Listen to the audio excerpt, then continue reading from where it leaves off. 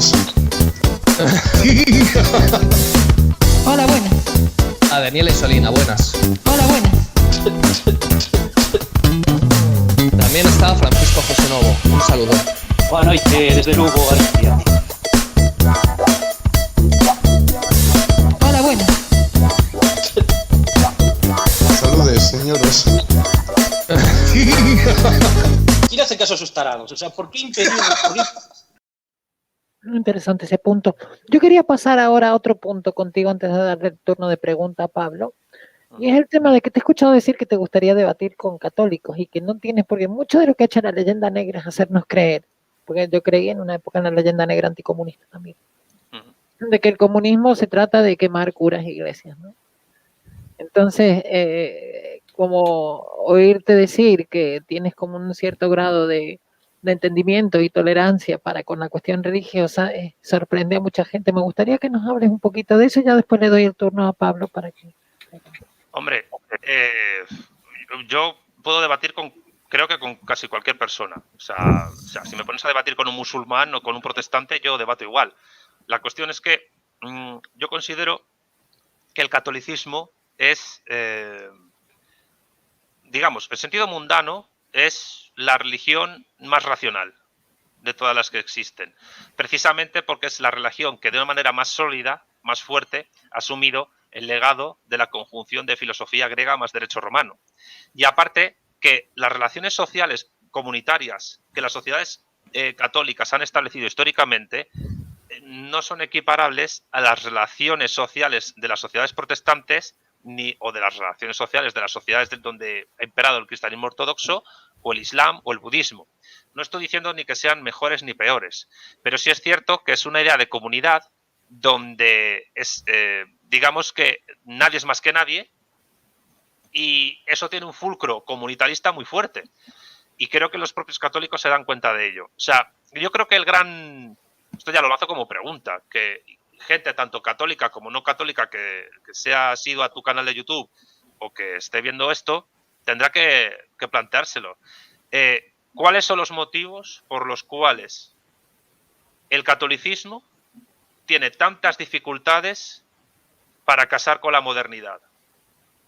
Y por tanto también con las relaciones sociales típicamente capitalistas. Porque sí, es verdad que hay católicos que se llaman a sí mismos liberales o incluso austríacos, etcétera. Pero claro, ahí están teóricos como Daniel Marín que te discuten eso, ¿no? Hay un libro por aquí, te lo voy a enseñar porque no sé si mucha gente lo conoce.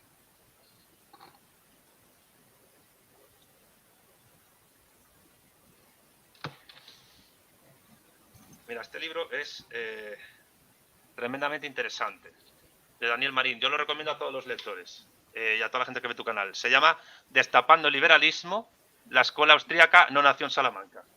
Y los fundamentos que él da, estamos hablando de una persona que previamente había pertenecido a la escuela austríaca, pero ahora se reclama como economista católico heredero de la escuela de Salamanca.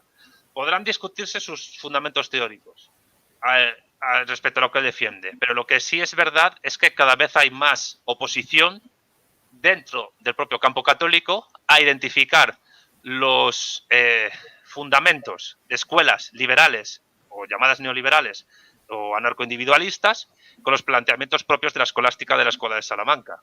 Es decir, los argumentos de Murray y Rothbard, según estos autores, no se sostienen.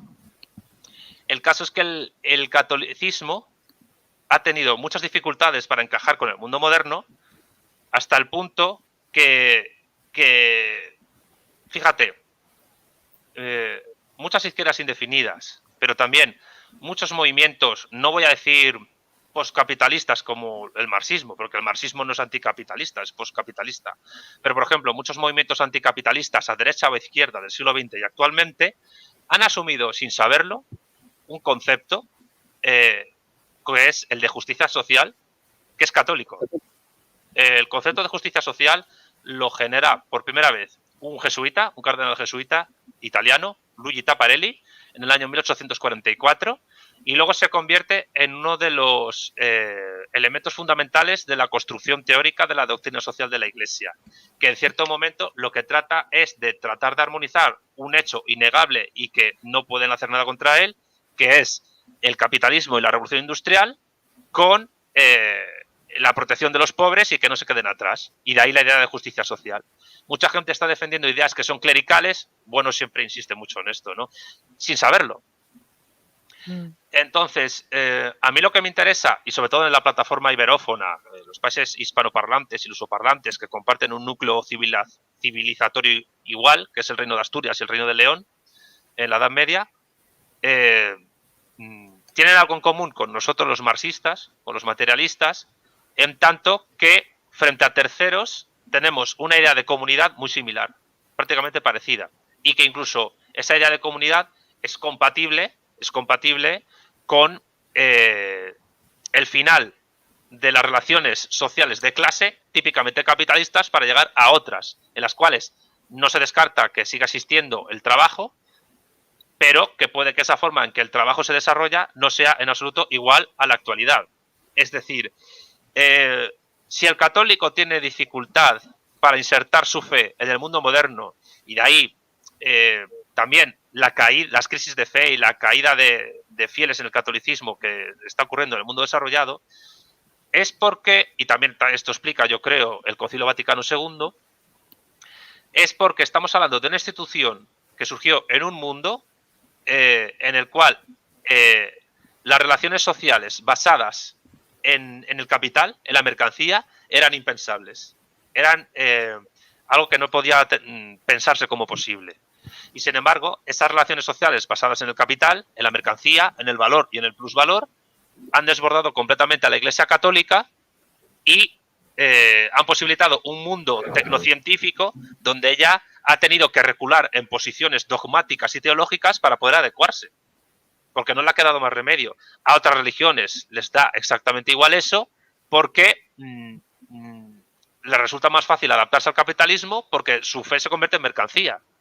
Es decir, esto no significa que no haya mercancías que no pueda comprar un católico y que tengan que ver con su fe, pero lo que sí es cierto es que, por ejemplo, en el protestantismo, que es, sobre todo en Lutero, una llegada a la salvación a través de la introspección infinita del fiel, a través de la lectura de la Biblia, por eso el luterano tiene que saber leer y escribir, o en el calvinismo, donde la predestinación te dice que son señales en vida lo que te dice si te vas a salvar o no, y la riqueza es una señal, pues no necesitan, digamos, adaptar y justificar su fe a ese terreno, porque simplemente se da en unos ámbitos donde esos desarrollan la fe, aparte de esas relaciones sociales. La introspección infinita subjetiva por la lectura de la Biblia se puede hacer en el siglo XVI y se puede hacer en el siglo XXI, de igual manera. Pero claro, es que además el protestantismo, según el propio Marx, es la versión burguesa del cristianismo. Y en el caso de los musulmanes, pues es precisamente el capitalismo el que les ha dado una segunda oportunidad para poder tener que decir algo en el mundo. Es decir, ha sido el descubrimiento del petróleo y la explotación industrial del petróleo en el Oriente Medio, en el Golfo Pérsico, lo que les ha puesto de nuevo en el mapa del mundo, cuando habían quedado completamente desbordados desde el siglo XVI, desde la modernidad. Solo el Imperio Otomano les conectaba un poco con el devenir histórico real. Pero el católico no funciona así. El católico tiene que justificar su fe a través de la teología y a través de la filosofía.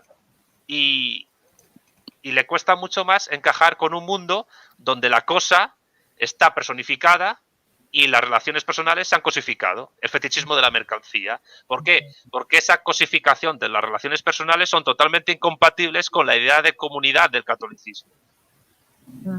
Exacto, y claro, que ese es el punto tan bonito de eso que dices tú, Santi, que me ha recordado una película, yo no sé si se acuerdan, una película no me acuerdo de quién era, pero se llamaba Hagamos la guerra en paz, que era durante la guerra española, la guerra civil. Y uno de los personajes que era el líder de los comunistas, digamos, cuando su hija se va a casar, dice, tiene que ir a la iglesia a casarse. Pero claro, son esas tradiciones, es la cuestión del sentido de comunidad, ¿no? Que daba, mi hija se va a casar, se tiene que casar por la iglesia, aunque yo sea comunista, sea marxista, ¿no? Es esa cuestión que creo que no tiene por qué desprenderse. O sea, yo entiendo tu punto. Lo que pasa es que la leyenda negra nos ha vendido otra cosa, ¿no? Nos ha vendido como que el comunismo llega y mata a los tibetanos y hace unas cosas horribles. Y Bueno, es así. justo al revés. Había que ver cómo vivían los campesinos y las mujeres en la época en que los lamas dominaban el Tíbet. Pero fíjate que nosotros, es decir, los que nos reivindicamos política y filosóficamente marxistas y culturalmente católicos, y somos hispanoparlantes, tenemos que luchar al mismo tiempo, y yo creo que la escuela de Bueno, en algunos momentos peor o mejor, lo está haciendo, tenemos que luchar contra dos leyendas negras.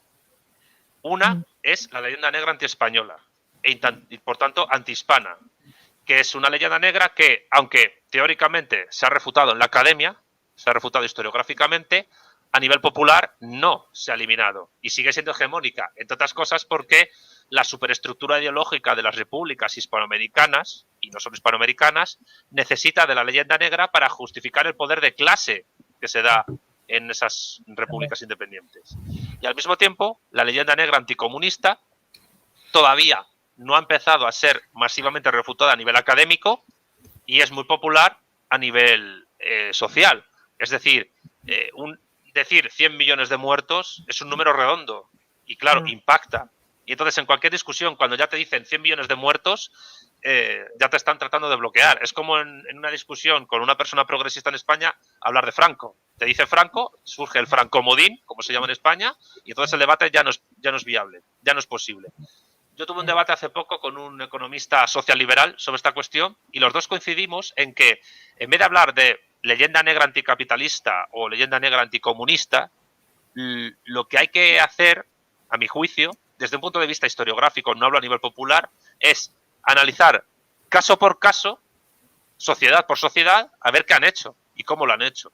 Porque evidentemente no es lo mismo analizar el caso del desarrollo de una sociedad capitalista, digamos, de impacto medio, como pueda ser Finlandia o como pueda ser Luxemburgo o incluso como pueda ser Corea del Sur, a analizar el Imperio Británico.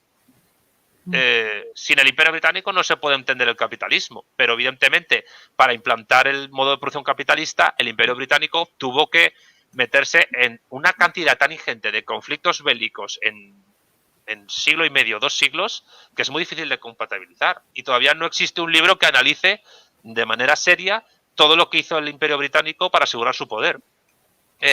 Y en el caso del socialismo no es lo mismo analizar la Unión Soviética, la República Popular China o Vietnam que Cuba, Laos o las sociedades socialistas africanas, tipo Benín o Burkina Faso, donde además Tomás Sankara apenas tuvo tiempo para tratar de desarrollar el socialismo en su país porque fue asesinado siendo muy joven.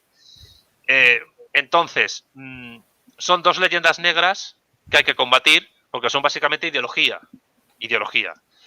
Y ese combate requiere un combate tanto a nivel académico, que es súper importante, como también a nivel popular. Porque si una persona no es capaz de reconocer, independientemente de la cuestión de las grandes purgas, que la Unión Soviética, con Stalin, entre 1924 y 1953, se convirtió en un éxito económico y social y cultural incontestable y que encima les dio tiempo, después de perder a 27 millones de soviéticos por la invasión alemana, de ganar ellos prácticamente en soledad la Segunda Guerra Mundial, es estar fuera del mundo. Y no hace falta ser comunista ni marxista para entender esto. Es decir, que un país pase de tener una leve industrialización en algunos núcleos urbanos y ser un país que hacía pocas décadas había dejado la servidumbre de los campesinos y que tenía arado basado en tracción animal, a pasar a tener la bomba de hidrógeno, a iniciar de manera muy exitosa la carrera espacial y ser una potencia geopolítica y militar indudable y cultural, y con algunas de las universidades más potentes del mundo, es estar fuera de la historia. Y además, todo dirigido por una única persona, por no hablar de lo que han hecho los chinos, que es totalmente compatible, que beben de la doctrina del marxismo para hacer lo que han hecho. De la misma manera que uno no va a negar los logros de Estados Unidos en el siglo XIX, aun a pesar de los costes sociales que tuvo. Es decir, son dos leyendas negras, la antiespañola y la anticomunista, que incluso tienen puntos de conexión porque han sido promovidas por el mismo enemigo. Y ese enemigo es el mundo capitalista anglosajón protestante, que es enemigo tanto de la idea de comunidad católica como de la idea de comunidad que el marxismo-leninismo defiende. Y creo que ese es un factor a tener en cuenta.